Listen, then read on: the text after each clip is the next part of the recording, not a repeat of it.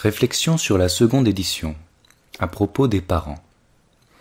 3 mois avant la parution de la première édition en 1975, une amie m'a demandé de prêter un exemplaire de mon livre à un couple qui attendait son premier enfant. J'ai eu l'occasion de rencontrer Millicent, la jeune maman, ainsi que Seth, son bébé de 3 mois. Elle me raconta que Mark, son mari médecin, et elle-même, étaient convaincus du bien fondé de mes idées parce qu'elles correspondaient à ce qu'ils ressentaient. Millicent avait très envie de faire connaître le livre à d'autres parents, mais elle craignait que certains se découragent à l'idée de devoir porter constamment leur bébé pendant des mois. Moi-même, je comprenais très bien l'utilité de porter mon bébé, me dit-elle alors, mais je n'avais pas pour autant l'intention de trimballer nuit et jour l'équivalent d'un sac de 10 kilos de pommes de terre. Je redoute fort qu'en exprimant les choses de cette manière, vous ne découragiez de nombreux parents. Pourquoi ne pas dire simplement, comme vous l'avez fait lors d'une émission de radio, mettez vos commissions dans la poussette et portez votre bébé? La plupart seront probablement d'accord et, même rentrés chez eux, ils auront envie de le garder dans leurs bras.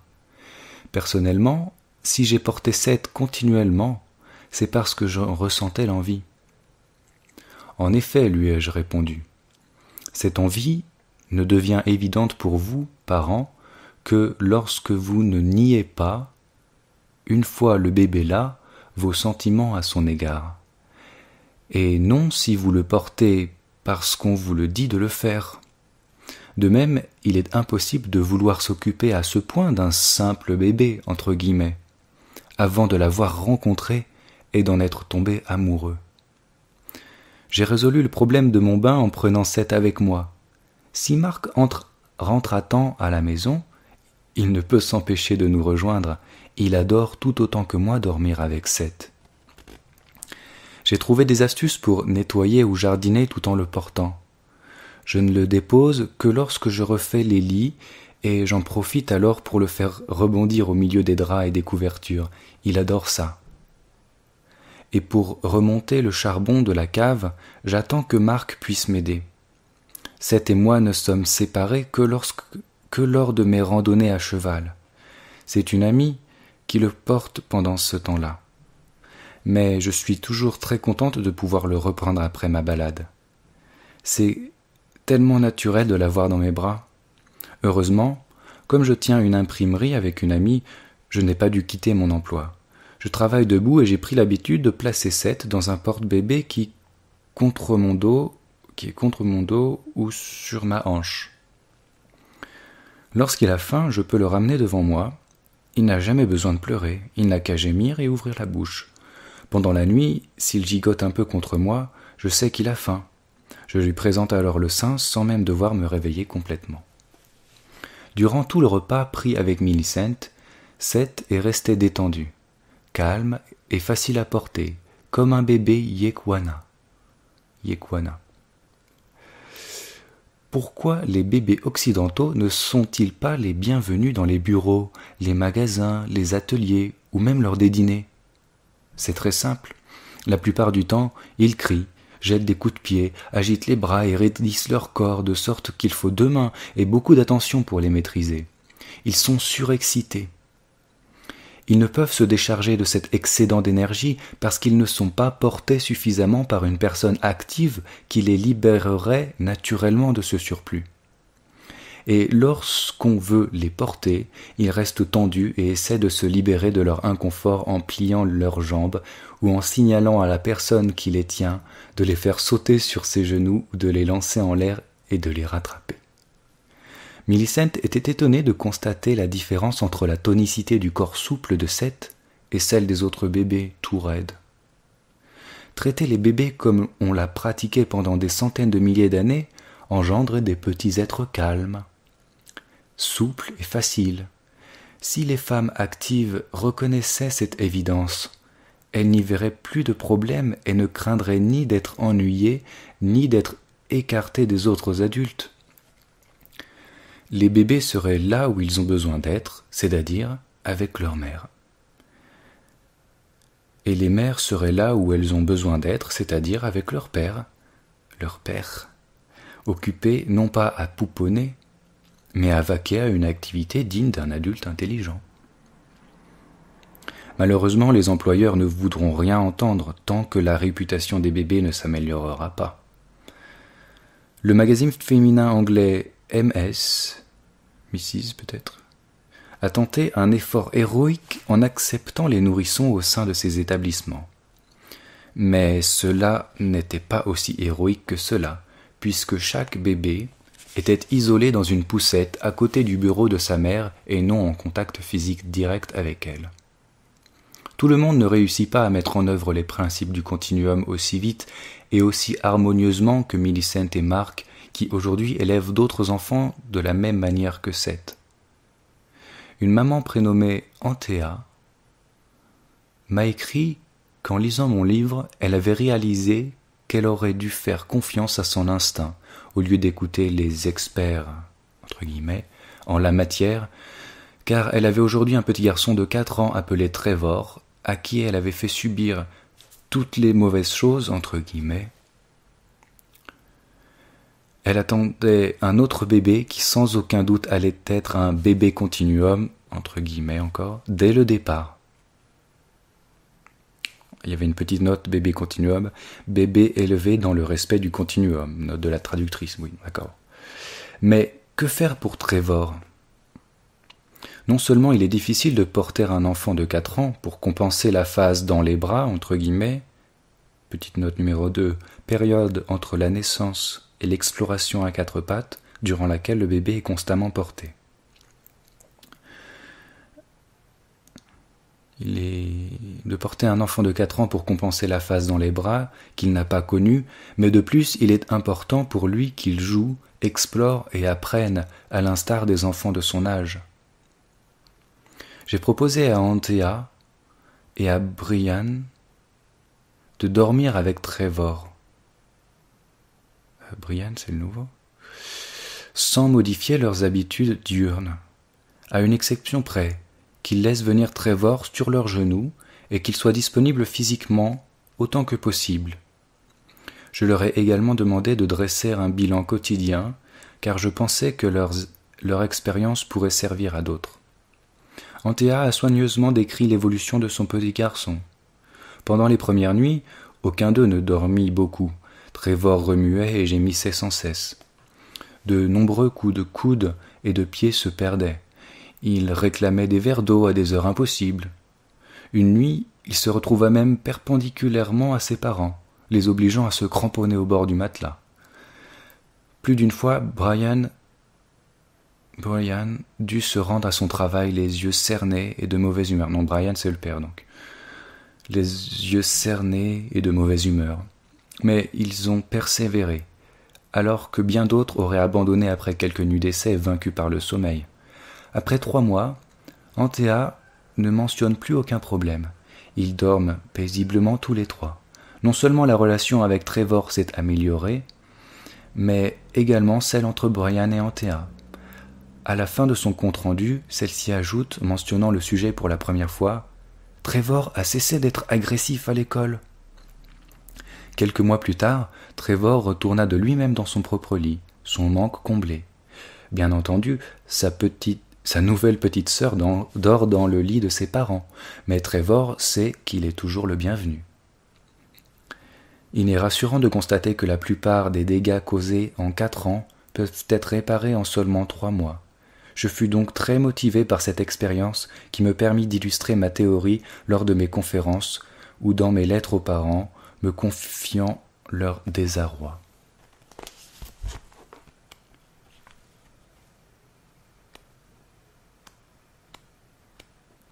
Il y a encore quelques pages de la préface là.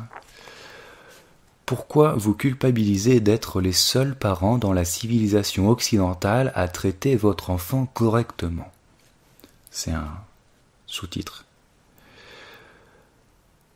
Une autre dame, Rachel, mère de 2 adolescents, m'écrivit en ces termes.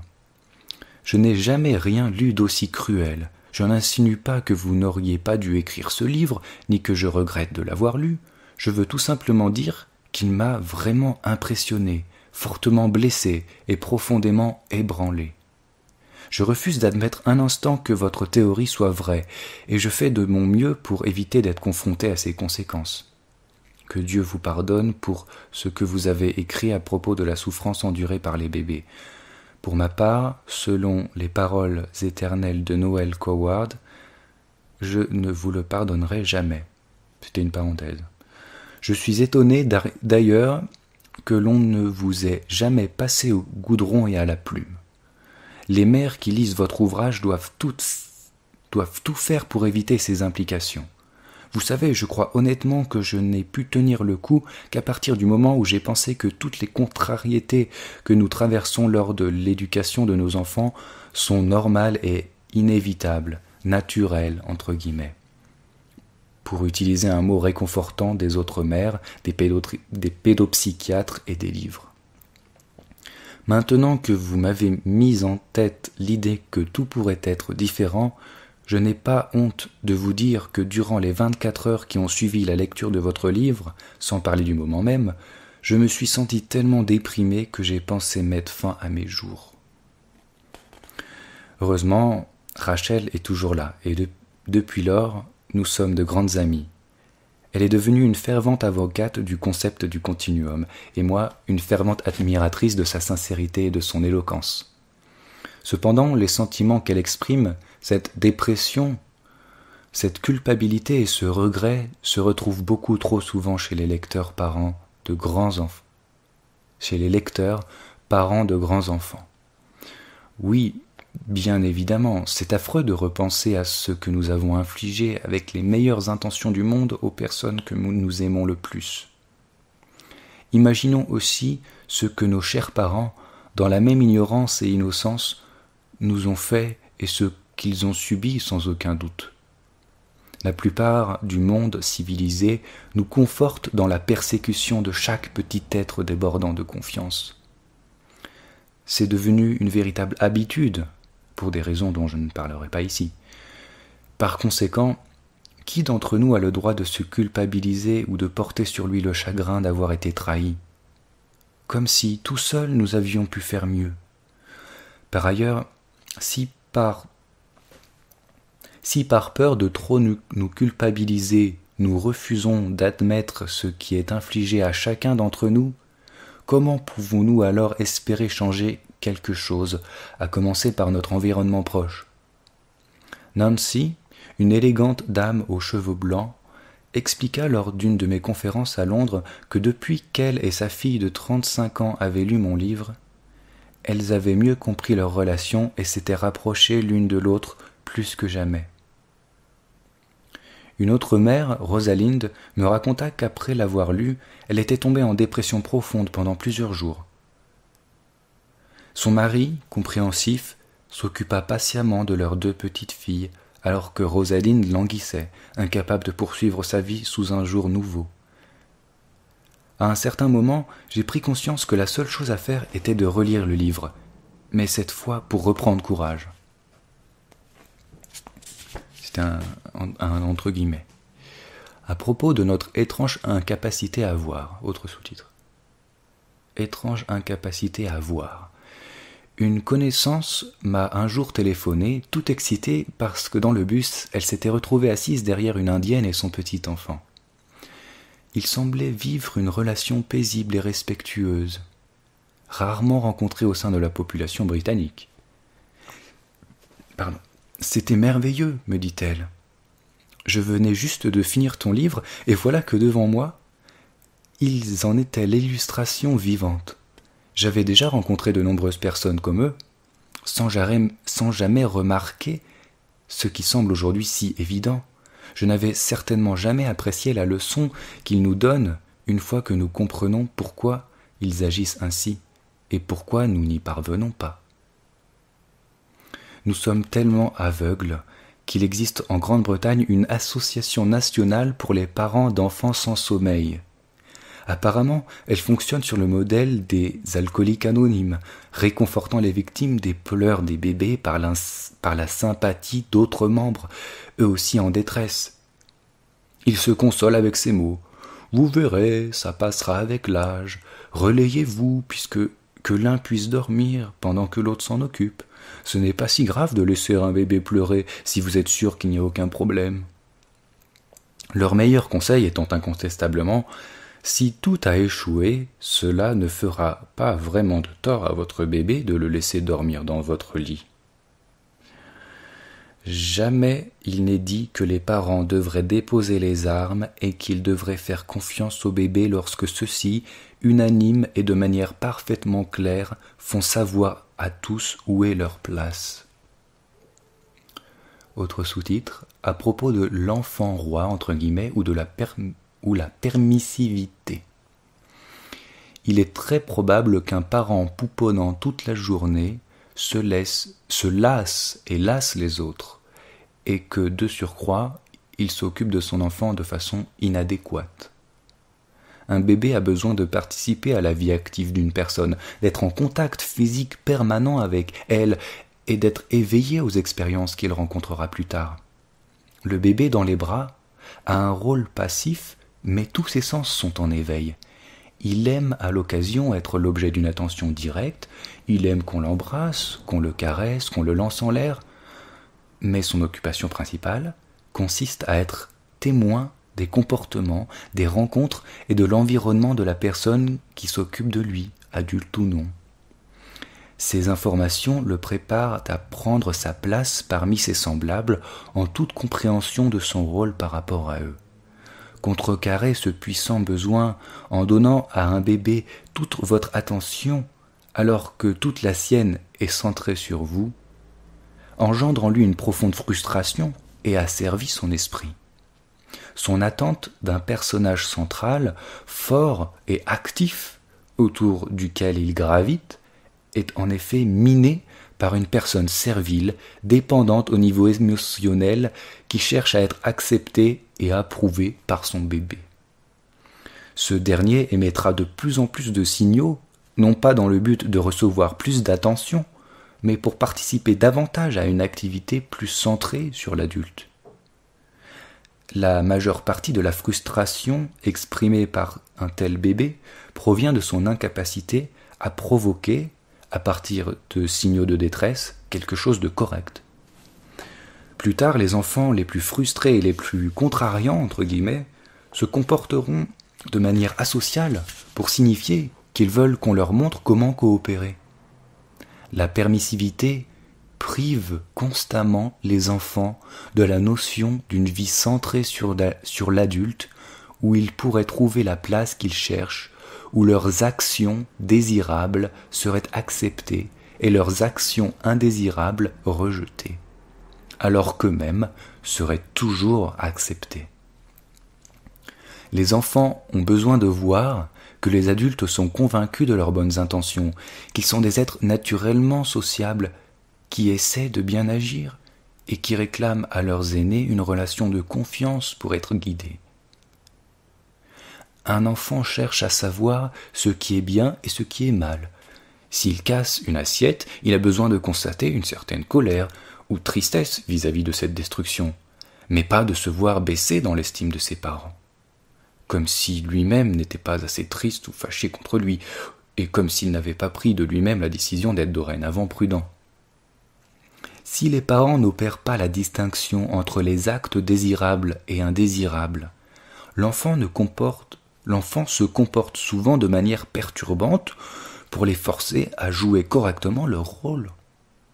Ensuite, si les parents patients, entre guillemets, ne peuvent plus tolérer son comportement, il est possible qu'ils refoulent toute leur agressivité sur leur propre enfant en lui disant par exemple qu'ils en ont assez de lui, qu'il doit disparaître de leur vue.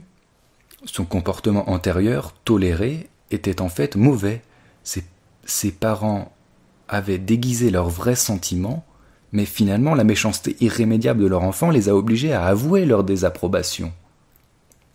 C'est ainsi que les enfants de nombreux ménages perçoivent les règles du jeu. Ils comprennent qu'ils doivent se débarrasser d'un maximum d'actes indésirables avant que le verdict ne tombe et qu'ils soient révélés au grand jour comme inacceptables. Dans des cas extrêmes, souvent lorsque des parents n'ont leur premier enfant qu'assez tard, ils sont tellement fous de leur petit chéri qu'ils ne lui montrent jamais la différence entre le bien et le mal, La frustration de ses enfants est à son comble. Ils se rebellent à chaque nouvelle tentative. Veux-tu avoir ça? Veux-tu faire cela? Qu'aimerais-tu manger? Comment veux-tu t'habiller? Que veux-tu que maman fasse? J'ai connu une jolie petite fille de 2 ans et demi éduquée de cette manière. Pour commencer, elle ne souriait jamais. Tout ce que ses parents lui proposaient pour lui faire plaisir se soldait par des signes de mécontentement et des refus obstinément répétés. Plus elle les rejetait, plus ils étaient à ses pieds. Ce cercle vicieux ne faisait que s'amplifier. La fillette n'obtenait jamais de ses parents qu'ils lui montrent l'exemple, afin qu'elle puisse en tirer les leçons. Ils la prenaient en effet sans arrêt pour leur guide. Ils lui auraient donné tout ce qu'elle voulait, mais ils ne comprenaient pas son réel besoin d'être avec eux en tant qu'adultes vivant leur vie d'adulte. Les enfants consacrent énormément d'énergie à essayer d'attirer l'attention, mais pas parce qu'ils en ont besoin en tant que tels. Ils veulent signaler que leur expérience est inacceptable et pour y remédier, essaient d'attirer l'attention. Éprouver un tel désir pendant toute sa vie est la conséquence logique d'un refus d'attention au tout début de son existence, jusqu'au moment où cette quête incessante d'attention devient un but en soi. Une attention parentale qui engendre des signaux plus nombreux et plus intenses chez l'enfant est donc une forme d'attention tout à fait inadéquate. La logique naturelle interdit de croire en l'évolution d'une espèce qui égare des parents par millions. Un regard vers les pays du tiers-monde, où d'autres millions de parents n'ont pas eu le privilège, entre guillemets, de cesser de comprendre leurs enfants et de leur faire confiance, nous montre des familles vivant en harmonie et dans lesquelles les enfants dès l'âge de 4 ans aiment contribuer utilement aux tâches quotidiennes. Encore un autre chapitre de la préface, un nouveau regard sur la psychothérapie. Pour penser les blessures laissées par les lacunes de l'enfance, j'ai tout d'abord essayé de reproduire les expériences manquées. Ensuite, j'ai imaginé de convertir les messages conscients et inconscients laissés par ces lacunes dans la psyché. Grâce à mon expérience de psychothérapeute, j'ai découvert que nous pouvons effacer les attentes négatives que nous éprouvons par rapport à nous-mêmes et au monde. Il suffit de comprendre vraiment en quoi consistent ces attentes, comment elles sont nées et pourquoi elles sont fausses. Avant de ressentir le sentiment profond d'être inadéquat, nous connaissions bien notre vraie valeur. Mais cette connaissance a été trahie et érodée par des expériences imposant des croyances erronées, impossibles à remettre en question lorsque nous étions bébés, puis enfants. Des peurs et des menaces sans forme ni nom, aux conséquences bien trop tristes, nous enlèvent toute liberté d'action et même de pensée. Ces peurs sont parfois si restrictives que nous sommes libres uniquement de mener la vie misérable que nous nous imposons. Si on tente l'expérience de retrouver l'origine d'une de ces terreurs, on se rend compte a posteriori qu'elle est effrayante seulement pour l'enfant que nous étions.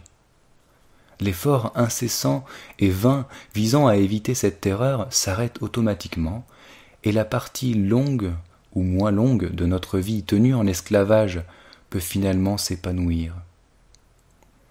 Nous pouvons alors vivre ce que nous sommes toujours interdits, c'est-à-dire avoir ou non du succès, être ou non un bel homme, entre guillemets, aimer ou accepter d'être aimé, prendre ou non des risques en utilisant au mieux notre jugement, notre instinct et notre intellect libéré. À la fin des années 80, j'ai eu l'occasion de rejoindre le docteur Frank Lake dans son institut de Nottingham dans le cadre de travaux pionniers en matière de recherche dans la thérapie utilisant l'abréaction. Petite note, en psychanalyse, l'abréaction est une brusque libération émotionnelle. Réaction d'extériorisation par laquelle un sujet se libère d'un refoulement affectif. Ouais. Il avait lu mon livre et voulait à tout prix me montrer les offenses infligées aux sensibilités de chacun, que les offenses infligées aux sensibilités de chacun ne commencent pas seulement à la naissance, mais plutôt dès le processus de développement in utero, j'ai pu constater que ces nombreux patients, et par la suite certains des miens, revivaient cela de façon spectaculaire. Je fus dès lors convaincu qu'il avait raison, surtout qu'il provoqua en moi, avant même que je n'aie pu voir cette expérience réalisée sur quelqu'un d'autre, l'abréaction qui me fit me tortiller en position de fœtus, produire des sons et exprimer des émotions que j'ai reconnues comme celles de ma période in utero. J'utilise encore cette technique lorsqu'un patient a besoin de savoir ce qui s'est passé au moment de son séjour dans l'utérus, lors de sa naissance ou pendant ses premiers mois. Aussi spectaculaire qu'elle soit, j'ai néanmoins l'impression que cette thérapie basée sur le refoulement n'a pas en soi de réelle vertu thérapeutique. Sa valeur réside dans le fait qu'elle permet au patient de compléter ses informations pour mieux comprendre sa vie. Son nouveau regard est alors aux antipodes de la fausse impression qu'il a toujours éprouvée. Parfois, l'abréaction peut se révéler être le chaînon manquant qui permet de passer de la compréhension à la réalisation, grâce auquel le comportement spontané peut enfin refléter la vérité découverte. Mais c'est la vérité et rien que la vérité qui permet cette transformation. Peu importe la manière dont elle a été mise en lumière, par un travail précis d'investigation basé sur l'induction et parfois la déduction, par une réévaluation des croyances non remises en question depuis leur formation dans l'enfance, souvent articulées autour du concept du bien et du mal, ou bien encore par l'abréaction ou l'enquête auprès de l'entourage qui n'avait aucun intérêt particulier à oublier l'événement en question alors que, en son temps, il fut perçu comme catastrophique par le patient. La plupart du temps, les résultats libérateurs de cette démarche apparaissent assez vite et des transformations majeures ne prennent que quelques mois au lieu d'années entières. À la lumière du concept du continuum, une personne en difficulté est une créature de bonne nature, entre guillemets, dont les besoins spécifiques propres à l'espèce n'ont pas été satisfaits.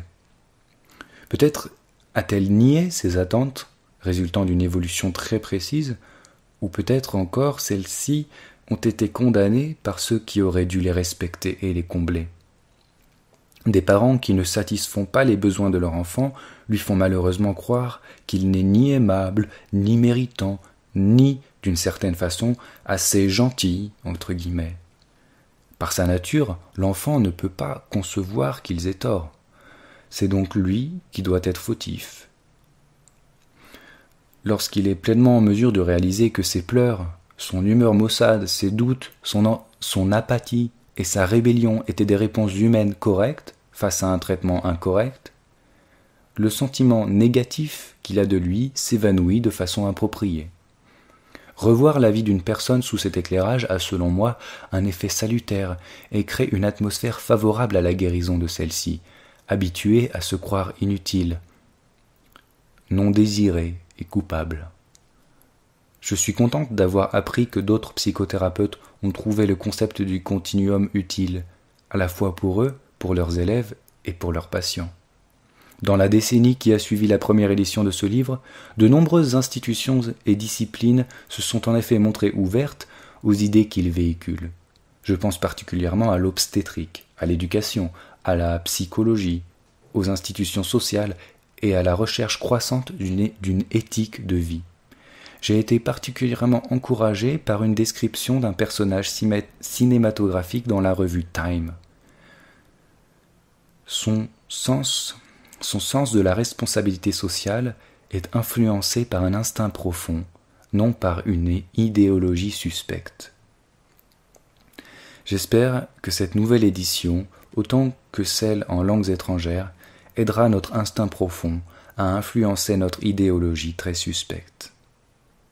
Londres 1985. Voilà, une demi-heure. Voilà, c'était le bonus. C'est pas un livre très long, mais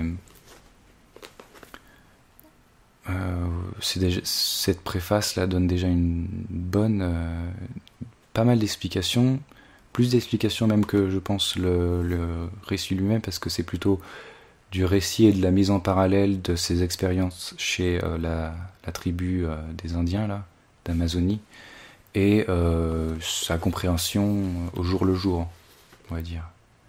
Là, c'est plus une réflexion avec du recul par rapport à des réactions de parents, et des retours de parents. Voilà.